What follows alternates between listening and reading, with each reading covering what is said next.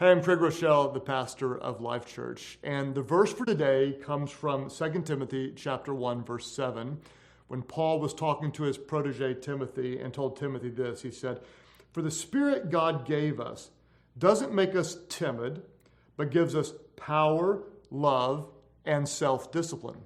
I love this. Other versions translate it this way to say that our God has not given us a spirit of fear, but of power and of love and of self-discipline, or a sound mind. When I think about fear, I try to remind myself that fear doesn't come from God. And I think about all the different ways that fear actually robs me from giving my life or taking steps of faith that God would call me to take. What does God give us? God doesn't give us a spirit of fear, but instead God gives us power, a spirit of power.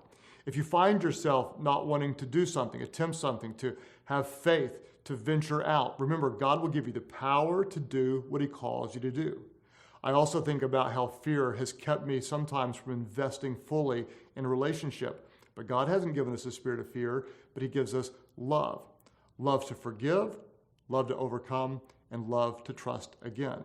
Sometimes I feel like I'm incredibly undisciplined, but God hasn't given me a spirit of fear to keep me from being disciplined, but God has given me His self-discipline. By the power of His Spirit, I can choose what I want most over what I want even now. For me, one of the greatest fears of my entire life was preaching the Bible. I felt so insecure.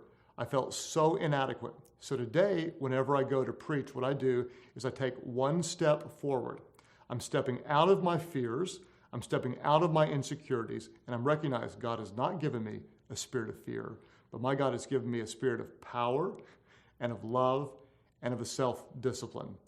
If you find yourself afraid of something that's holding you back, tell yourself, God has not given you that spirit. He doesn't give a spirit of fear.